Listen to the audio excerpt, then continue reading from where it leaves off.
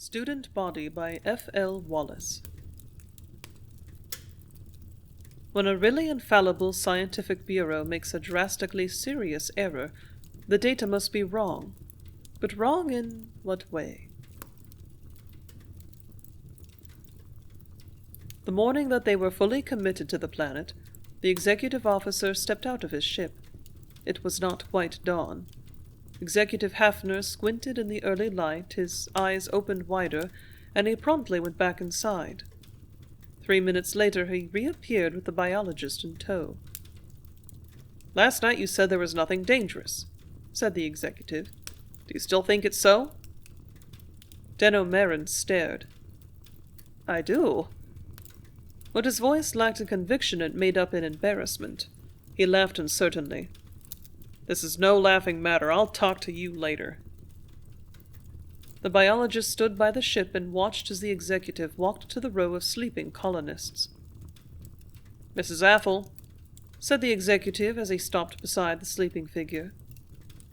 She yawned, rubbed her eyes, rolled over, and stood up. The covering that should have been there, however, wasn't. Neither was the garment she had on when she had gone to sleep. She assumed the conventional position of a woman who is astonished to find herself unclad without her knowledge or consent. "It's all right, Mrs. Athel. I'm not a voyeur myself. Still, I think you should get some clothing on." Most of the colonists were awake now. Executive Hafner turned to them. "If you haven't any suitable clothing in the ship, the commissary will issue you some. Explanations will be given later." The colonists scattered. There was no compulsive modesty among them, for it couldn't have survived a year and a half in crowded spaceships. Nevertheless, it was a shock to awaken with no clothing on, and not know who or what had removed it during the night. It was surprise more than anything else that disconcerted them. On his way back to the spaceship, Executive Hafner paused. "Any ideas about it?" Denno Marin shrugged. "How could I have? The planet is as new to me as it is to you." "Sure, but you're the biologist."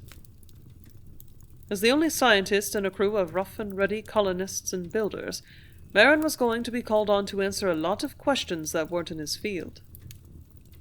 "Nocturnal insects, most likely," he suggested. That was pretty weak, though he knew that in ancient times locusts had stripped fields in a matter of hours. Could they do the same with clothing of humans and not awaken them? "I'll look into the matter. As soon as I find anything, I'll let you know." "Good." Hafner nodded and went into the spaceship. Denno Marin walked to the grove in which the colonists had been sleeping. It had been a mistake to let them bed down there, but at the time the request had been made there had seemed no reason not to grant it.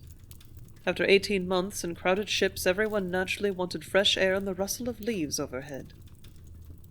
Martin looked out through the grove. It was empty now. The colonists, both men and women, had disappeared inside the ship, dressing probably. The trees were not tall, and the leaves were dark bottle green.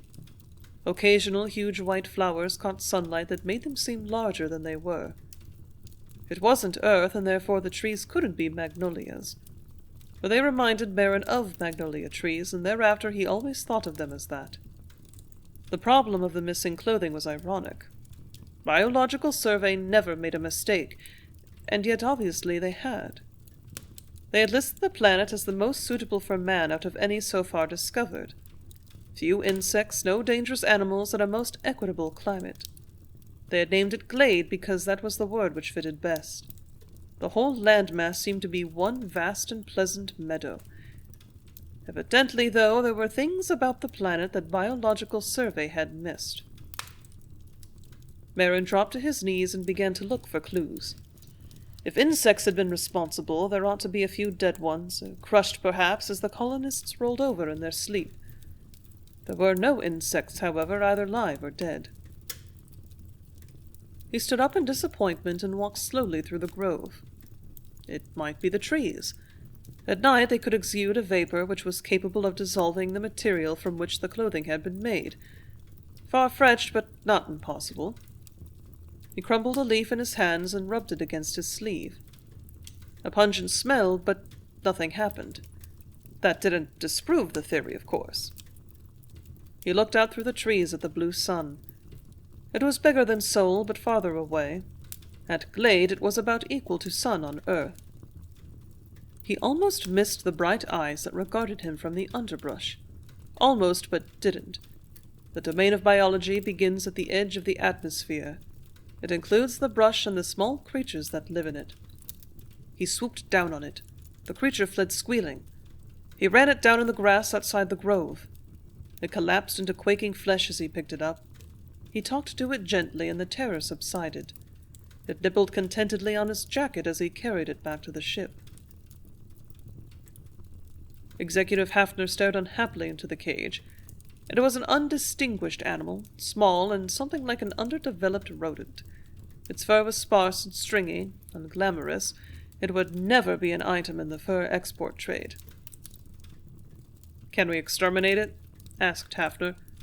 "Locally, that is." "Hardly. It's ecologically basic." The executive looked blank. Dan O'Marin added the explanation. "You know how biological control works. As soon as a planet has been discovered that looks suitable, they send out a survey ship loaded with equipment. The ship flies low over a good part of the planet, and the instruments in the ship record the neural currents of the animals below.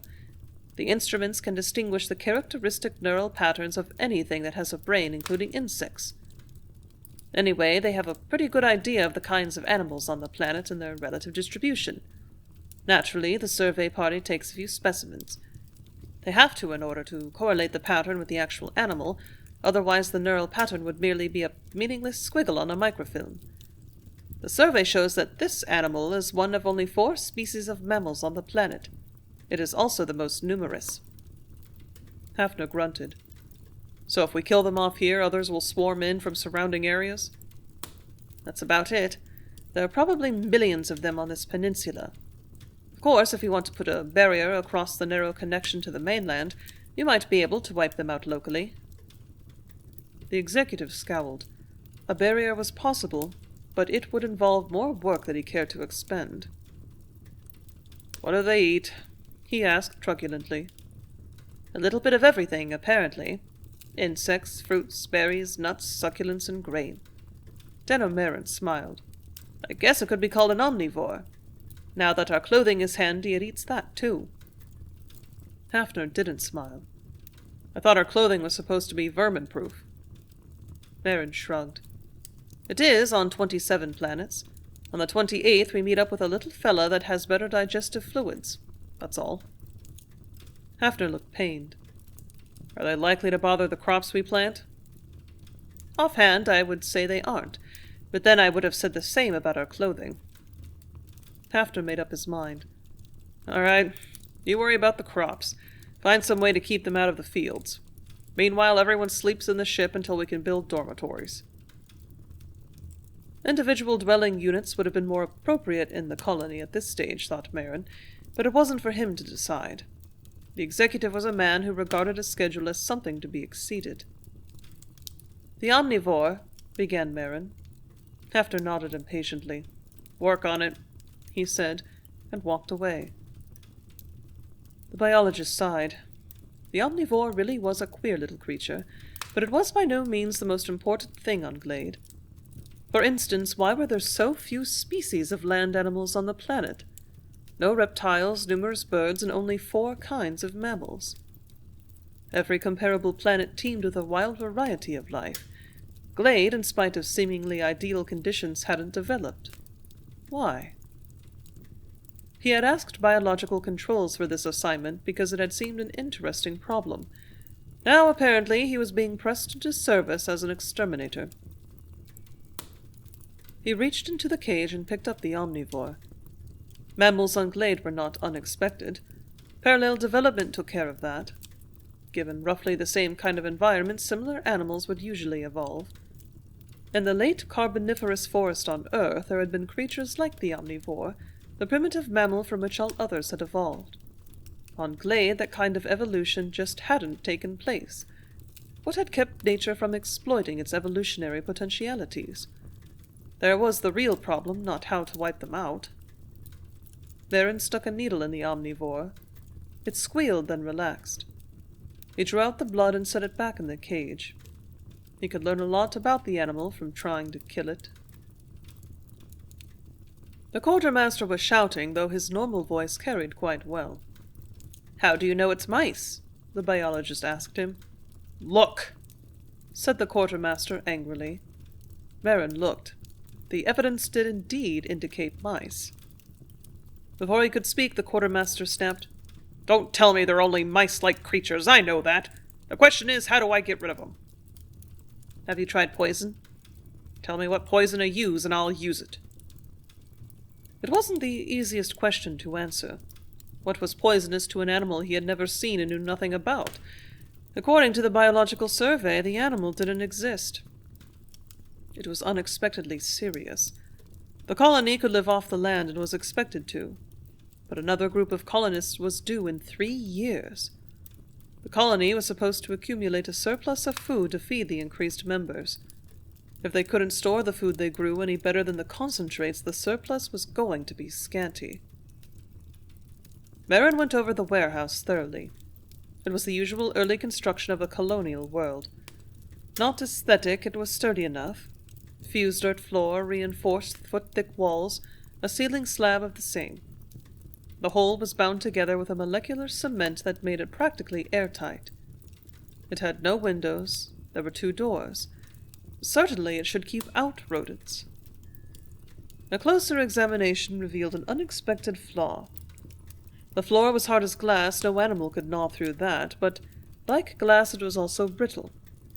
The crew that had built the warehouse had evidently been in such a hurry to get back to Earth that they hadn't been as careful as they should have been, for here and there the floor was thin. Somewhere under the heavy equipment piled on it, the floor had cracked. There a burrowing animal had means of entry. Short of building another warehouse, it was too late to do anything about that. Mice-like animals were inside and had to be controlled where they were. The biologist straightened up. "Catch me a few of them alive and I'll see what I can do." In the morning, a dozen live specimens were delivered to the lab. They actually did resemble mice. The reactions were puzzling, too. No 2 of them were affected by the same poison. The compound that stiffened one in a matter of minutes left others hale and hearty, and the poison he had developed to control the omnivores was completely ineffective. The depredations in the warehouse went on. Black mice, white ones, gray and brown, short-tailed and long-eared, or the reverse, they continued to eat the concentrates and spoil what they didn't eat. Merrin conferred with the executive, outlined the problem as he saw it, and his ideas on what could be done to combat the nuisance. "But we can't build another warehouse," argued Hafner. "Not until the atomic generator is set up at any rate. Then we'll have other uses for the power." The executive rested his head in his hands. "I'd like the other solution better. Build one and see how it works." "I was thinking of 3, said the biologist. "1, Hafner insisted. "We can't spare the equipment until we know how it works." At that he was probably right. They had equipment and as much as 3 ships could bring, but the more they brought, the more was expected of the colony. The net effect was that equipment was always in short supply. Merrin took the authorization to the engineer. On the way, he privately revised his specifications upward. If he couldn't get as many as he wanted, he might as well get a better one. In 2 days, the machine was ready. It was delivered in a small crate to the warehouse. The crate was opened, and the machine leaped out and stood there, poised. "A cat!" exclaimed the quartermaster, pleased. He stretched out his hand toward the black, fuzzy robot. "If you've touched anything a mouse may have, get your hand away," warned the biologist. "It reacts to smell as well as sight and sound." Hastily, the quartermaster withdrew his hand. The robot disappeared silently into the maze of stored material. In 1 week, though there were still some mice in the warehouse, they were no longer a danger. The executive called Merrin into his office, a small, sturdy building located in the center of the settlement. The colony was growing, assuming an aspect of permanency. Hafner sat in his chair and looked out over the growth with satisfaction. "Good job on the mouse plague," he said. The biologist nodded. Not bad, except there shouldn't be any mice here. Biological survey... Forget it, said the exec. Everybody makes mistakes, even BS. He leaned back and looked seriously at the biologist. I have a job I need done. Just now I'm short of men. If you have no objections. The exec was always short of men. Would be until the planet was overcrowded and he would try to find someone to do the work his own men should have done. Dan O'Marin was not directly responsible to Hafner. He was on loan to the expedition from biological controls. Still, it was a good idea to cooperate with the executive. He sighed. It's not as bad as you think, he smiled. We've got the digger together. I want you to run it. Since it tied right into his investigations, Dan O'Marin looked relieved and showed it. Except for food, we have to import most of our supplies, Hafner explained. It's a long haul, and we've got to make use of everything on this planet we can. We need oil. There are going to be a lot of wheels turning, and every one of them will have to have oil. In time, we'll set up a synthetic plant, but if we can locate a productive field now, it's to our advantage. You're assuming the geology of Glade is similar to Earth? Hafner waggled his hand. Why not? It's a nicer twin of Earth. Why not? Because you couldn't always tell from the surface, thought Marin. It seemed like Earth, but was it? Here was a good chance to find out the history of Glade. Hafner stood up. Anytime you're ready, a technician will check you out on the digger. Let me know before you go. Actually, the digger wasn't a digger. It didn't move or otherwise displace a gram of dirt or rock. It was a means of looking down below the surface to any practical depth. A large crawler, it was enough for a man to live in without discomfort for a week. It carried an outsized ultrasonic generator and a device for directing the beam into the planet. That was the sending apparatus. The receiving end began with a large sonic lens which picked up sound beams reflected from any desired depth, converted it into electrical energy, and thence into an image which was flashed onto a screen. At the depth of 10 miles the image was fuzzy, though good enough to distinguish the main features of the strata. At 3 miles it was better. It could pick up the sound reflection of a buried coin and convert it into a picture on which the date could be seen. It was to a geologist as a microscope to a biologist, and being a biologist, Dan O'Marin could appreciate the analogy. He started at the tip of the peninsula and zigzagged across, heading toward the isthmus. Methodically, he covered the territory, sleeping at night in the digger.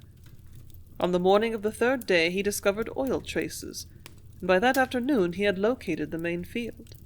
He should probably have turned back at once, but now that he found oil, he investigated more deliberately. Starting at the top, he let the image range downward below the top strata. It was the reverse of what it should have been. In the top few feet there were plentiful fossil remains, mostly of the 4 species of mammals. The squirrel-like creature and the far larger grazing animal were the forest dwellers. Of the plains animals there were only 2 in size, fitting neatly between the extremes of the forest dwellers. After the first few feet, which corresponded to approximately 20,000 years, he found virtually no fossils. Not until he reached a depth which he could correlate to the late Carboniferous age on Earth did fossils reappear. Then they were animals appropriate to the epoch. At that depth and below, the history of Glade was quite similar to Earth's. Puzzled, he checked again in a dozen widely scattered localities. The results were always the same. Fossil history for the first 20,000 years, then nothing for roughly 100 million. Beyond that, it was easy to trace the thread of biological development. In that period of approximately 100 million years, something unique had happened to Glade. What was it? On the 5th day, his investigations were interrupted by the sound of a keyed-on radio. Marin? Yes? He flipped on the sending switch. How soon can you get back? He looked at the photomap. 3 hours, 2 if I hurry. Make it 2, never mind the oil. I found oil, but what's the matter? You can see it better than I can describe it. We'll discuss it when you get back. Reluctantly, Merrin retracted the instruments into the digger. He turned it around, and with not too much regard for the terrain, let it roar. The treads tossed dirt high into the air. Animals fled squealing from it in front of him. If the grove was small enough, he went around it, otherwise he went through and left matchsticks behind. He skidded the crawler ponderously to a halt near the edge of the settlement. The center of activity was the warehouse. Pickups wheeled in and out, transferring supplies to a cleared area outside. He found Hafner in a corner of the warehouse talking to the engineer. Hafner turned around when he came up. "Your mice have grown, Merrin." Merrin looked down. The robot cat lay on the floor. He knelt and examined it. The steel skeleton hadn't broken. It had been bent, badly. The tough plastic skin had been torn off, and inside the delicate mechanism had been chewed into an unrecognizable mass. Around the cat were rats, 20 or 30 of them, huge by any standard. The cat had fought, the dead animals were headless and disemboweled, unbelievably battered, but the robot had been outnumbered. Biological survey had said there weren't any rats on Glade. It also said that about mice. What was the key to their error? The biologist stood up. "What are you going to do about it?" "Build another warehouse, 2-foot-thick fused dirt floors, monolithic construction. Transfer all perishables into it." Merrin nodded. That would do it. It would take time, of course, and power, all they could draw out of the recently set up atomic generator. All other construction would have to be suspended. No wonder Hafner was disturbed. "Why not build more cats?" Merrin suggested. The executive smiled nastily.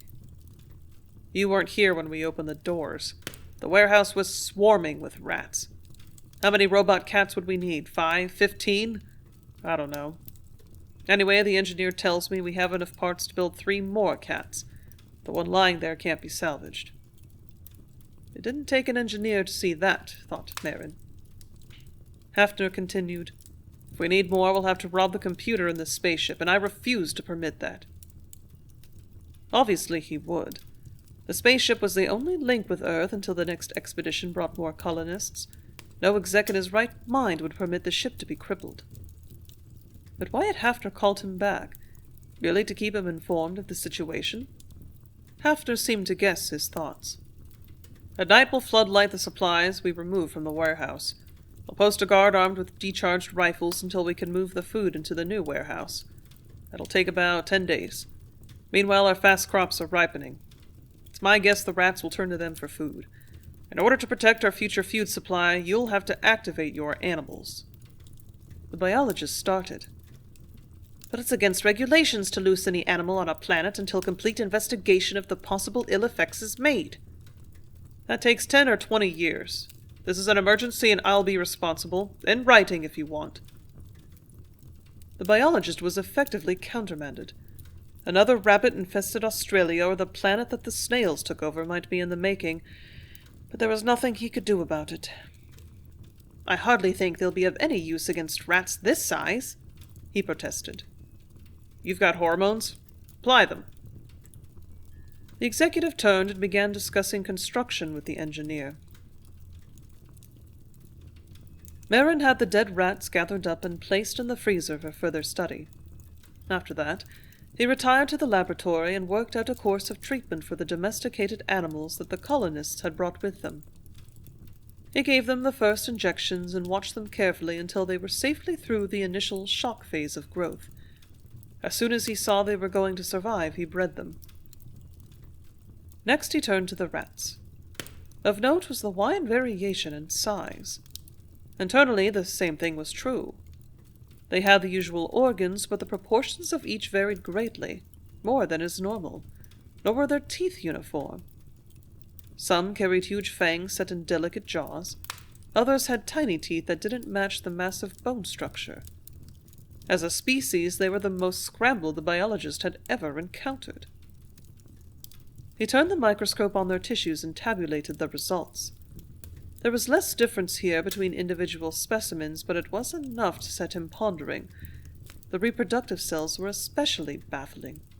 Late in the day he felt rather than heard the soundless whoosh of the construction machinery. He looked out of the laboratory and saw smoke rolling upward. As soon as the vegetation was charred, the smoke ceased and the heat waves danced into the sky. They were building on a hill. The little creatures that crept and crawled in the brush attacked in the most vulnerable spot, the food supply. There was no brush, not a blade of grass on the hill when the colonists finished. Terriers. In the past, they were the hunting dogs of the agricultural era. What they lacked in size, they made up in ferocity toward rodents. They had earned their keep originally in granaries and fields, and, for a brief time, they were doing it again on colonial worlds where conditions were repeated.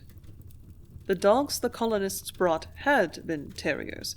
They were still as fast, still with the same anti-rodent disposition, but they were no longer small. It had been a difficult job, yet Merrin had done it well, for the dogs had lost none of their skill and speed in growing to the size of a Great Dane.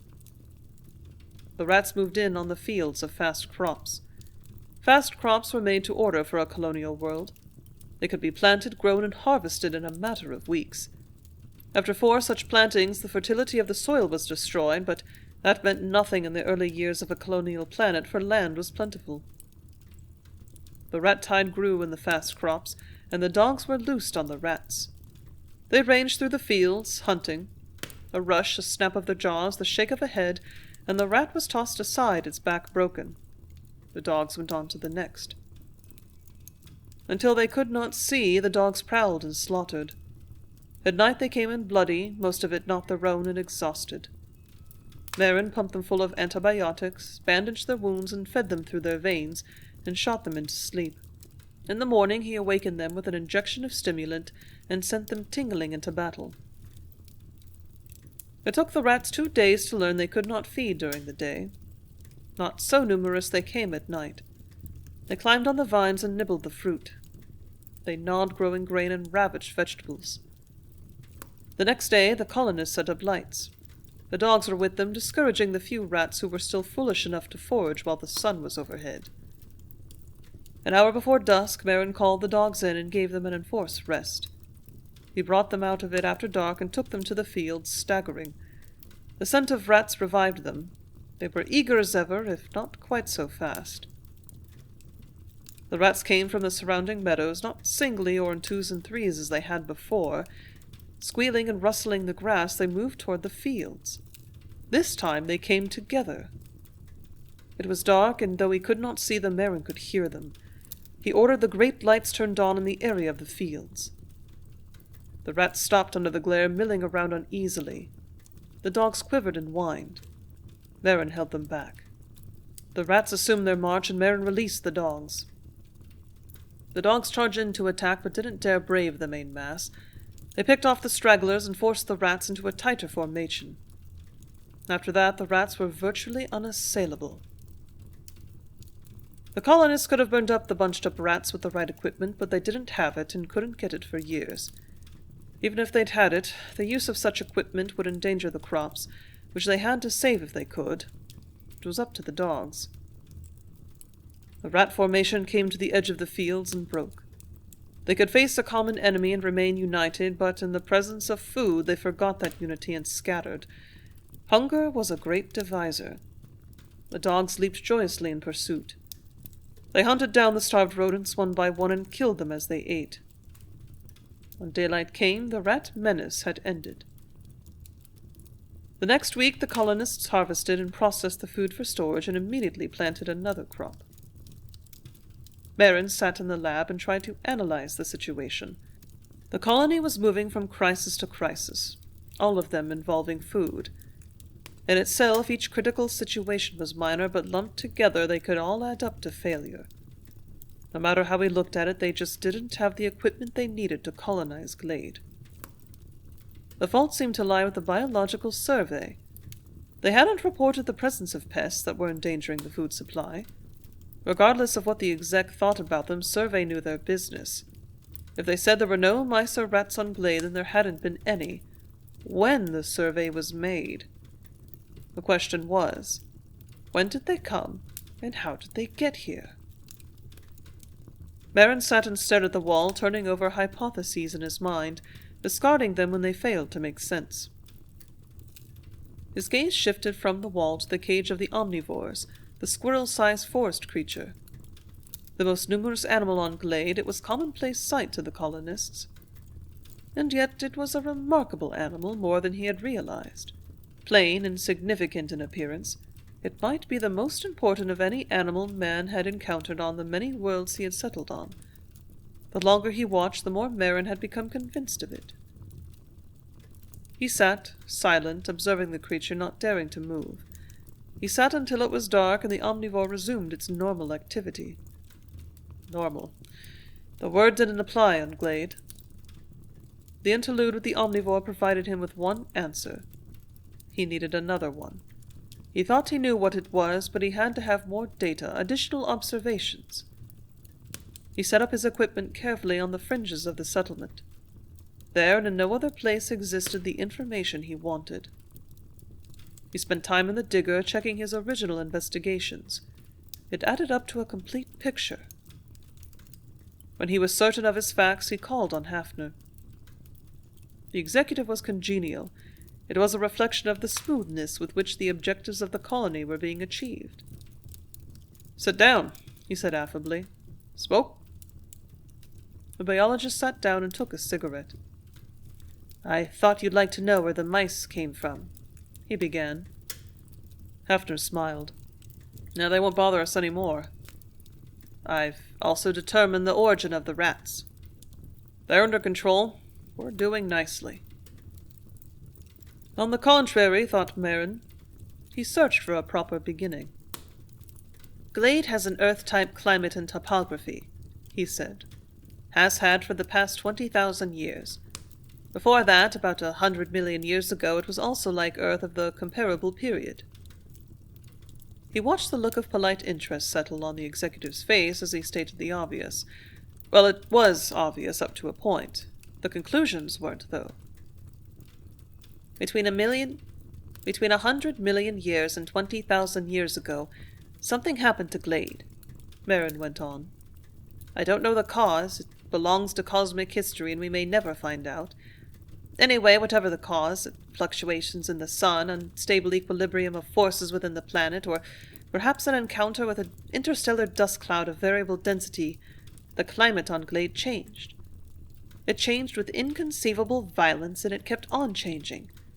100 million years ago, plus or minus, there was a carboniferous forest on Glade. Giant reptiles resembling dinosaurs and tiny mammals roamed through it. The first great change wiped out the dinosaurs as it did on Earth. It didn't wipe out the still more primitive ancestor of the omnivore, because it could adapt to changing conditions. Now, let me give you an idea of how the conditions changed. For a few years, a given area would be desert. After that, it would turn into a jungle. Still later, a glacier would begin to form. And then the cycle would be repeated with wild variations. All this might happen, did happen, within a span covered by the lifetime of a single omnivore. This occurred many times. For roughly 100 million years it was the norm of existence on Glade. This condition was hardly conducive to the preservation of fossils. Hafner saw the significance and was concerned. "You mean these climatic fluctuations suddenly stopped 20,000 years ago? Are they likely to begin again?" "I don't know," confessed the biologist. "We can probably determine it if we're interested." The exec nodded grimly. "We're interested, all right." "Maybe we are," thought the biologist. He said, "The point is that survival was difficult. Birds could and did fly to more suitable climates. Quite a few of them survived. Only one species of mammals managed to come through." "Your facts are not straight," observed Hafner. "There are 4 species ranging in size from a squirrel to a water buffalo." "One species," Merrin repeated doggedly. "They're the same. If the food supply for the largest animal increases, some of the smaller so-called species grow up. Conversely, if food becomes scarce in any category, the next generation, which apparently can be produced almost instantly, switches to a form which does have an adequate food supply." "The mice," Hafner said slowly. Merrin finished the thought for him. "The mice weren't here when we got here. They were born of the squirrel-sized omnivore. Hafner nodded. And the rats? Born of the next larger size. After all, we're environment too. Perhaps the harshest the beasts have yet faced. Hafner was a practical man trained to administer a colony.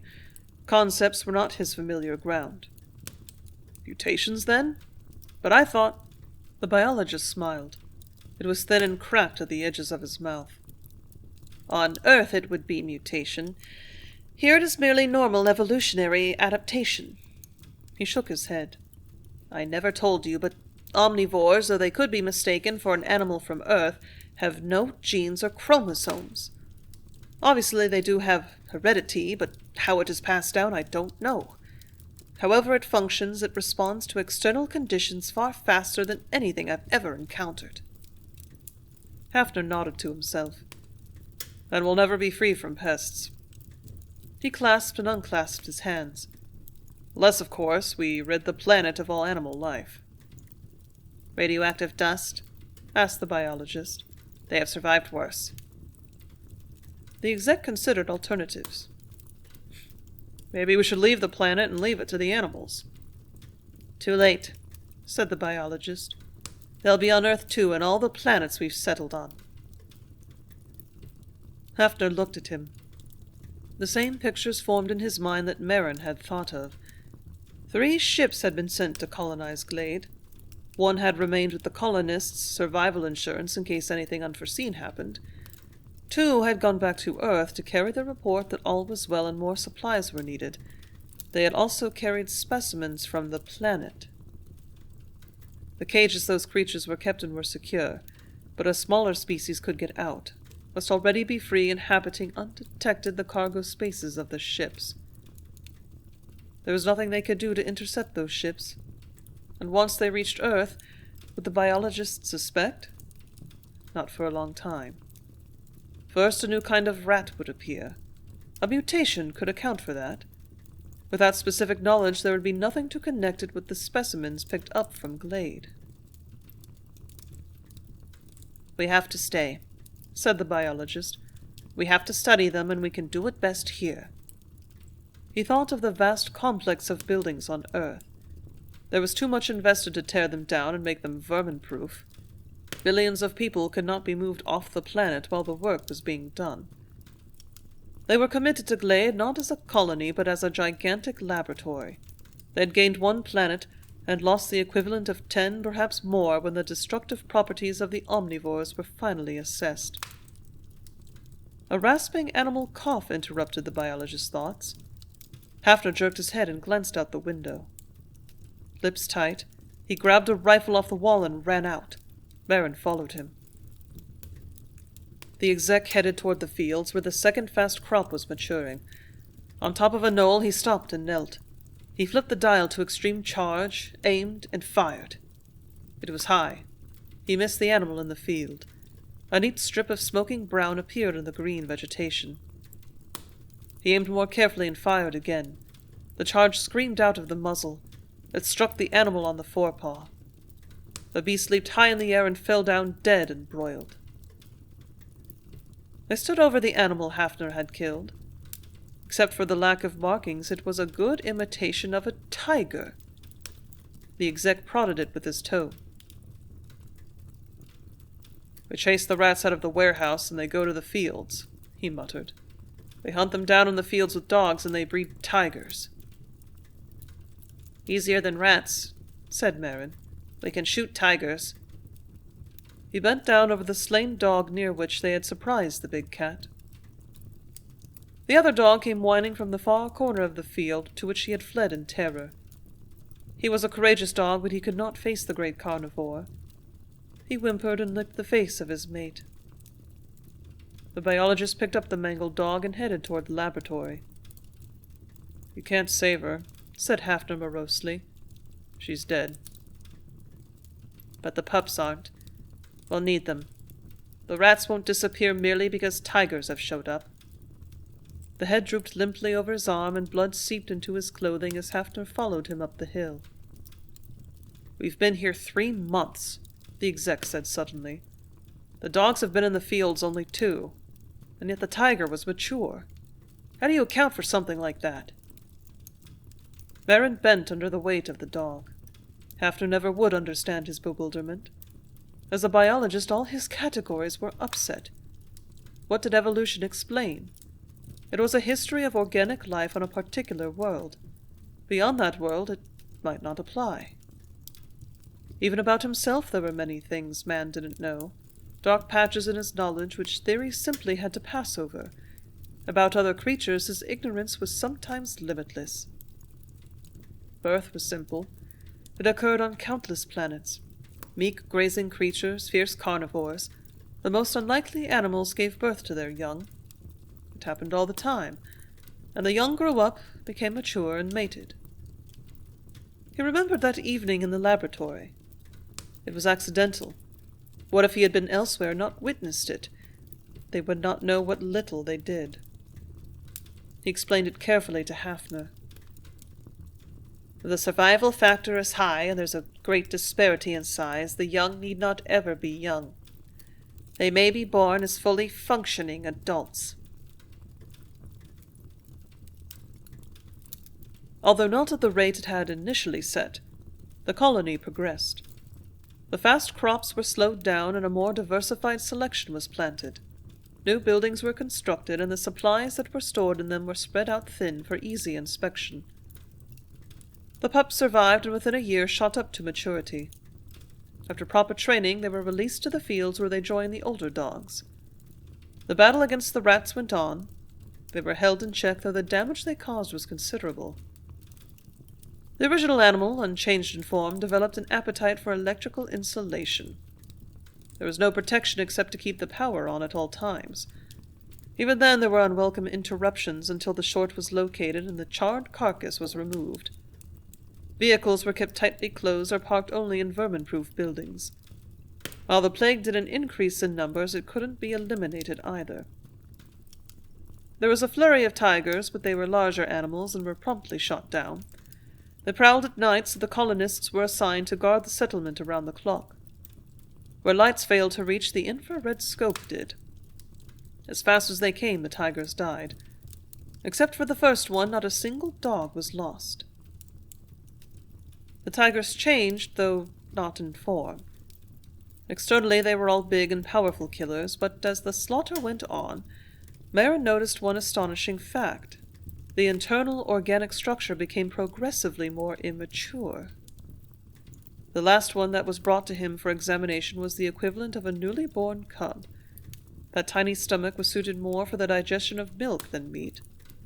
How it had furnished energy to drive those great muscles was something of a miracle. The drive it had for a murderous 15 minutes before the animal was brought down. No lives were lost, though sickbay was kept busy for a while. That was the last tiger they shot. After that, the attacks ceased.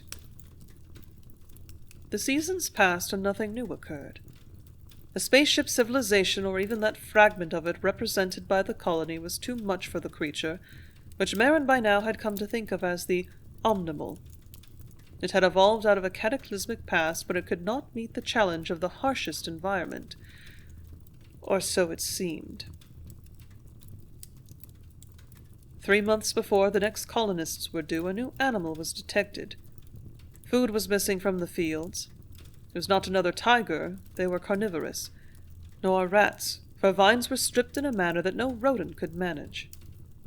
The food was not important, the colony had enough in storage, but if the new animal signaled another plague, it was necessary to know how to meet it. The sooner they knew what the animal was, the better defense they could set up against it. Dogs were useless. The animal roamed the field they were loose in, and they did not attack nor even seem to know it was there. The colonists were called upon for guard duty again, but it evaded them. They patrolled for a week, and they still did not catch sight of it. Hafner called them in and rigged up an alarm system in the field most frequented by the animal. It detected that, too, and moved its sphere of operations to a field in which the alarm system had not been installed. Hafner conferred with the engineer, who devised an alarm that would react to body radiation. It was buried in the original field, and the old alarm was moved to another. 2 nights later, just before dawn, the alarm rang. Merrin met Hafner at the edge of the settlement. Both carried rifles. They walked. The noise of any vehicle was likely to frighten the animal. They circled around and approached the field from the rear. The men in camp had been alerted. If they needed help, it was ready. They crept silently through the underbrush. It was feeding in the field, not noisily, yet they could hear it. The dogs hadn't barked.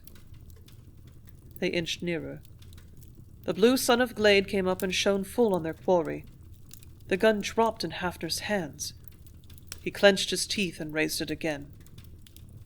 Merrin put out a restraining arm. "Don't shoot," he whispered. "I'm the exec here. I say it's dangerous." "Dangerous," agreed Merrin, still on a whisper. "That's why you can't shoot. It's more dangerous than you know." Hafner hesitated and Merrin went on. "The omnimal couldn't compete in the changed environment, so it evolved mice. We stopped the mice and it countered with rats. We turned back the rats and it provided the tiger. The tiger was easiest of all for us, and so it was apparently stopped for a while. But it didn't really stop. Another animal was being formed, the one you see there. It took the omnimal 2 years to create it. How, I don't know. 1,000,000 years were required to evolve it on Earth." Hafner hadn't lowered the rifle, and he showed no signs of doing so. He looked lovingly into the sights. "Can't you see?" urged Merrin. "We can't destroy the omnimal. It's on Earth now and on other planets down in the storage areas of our big cities masquerading as rats. And we've never been able to root out even our own terrestrial rats, so how can we exterminate the omnimal?" "All the more reason to start now." Hafner's voice was flat. Merrin struck the rifle down. "Are their rats better than ours?" he asked wearily. "Will their pests win, or will ours be stronger? Or will the two make peace, unite and interbreed, make war on us? It's not impossible. The omnimal could do it if interbreeding had a high survival factor. Don't you see there's a progression? After the tiger it bred this. If this evolution fails, if we shoot it down, what will it create next? This creature I think we can compete with. It's the one after this I don't want to face." It heard them. It raised its head and looked around. Slowly it edged away and back toward a nearby grove. The biologist stood up and called softly. The creature scurried to the trees and stopped just inside the shadows among them. The two men laid down their rifles. Together they approached the grove, hands spread open to show they carried no weapons. It came out to meet them. Naked, it had no time to learn about clothing. Neither did it have weapons. It plucked a large white flower from the tree and extended this mutely as a sign of peace. "I wonder what it's like," said Merrin. "It seems adult, but can it be all the way through? What's inside that body?" "I wonder what's in his head," Hafner said worriedly. It looked very much like a man.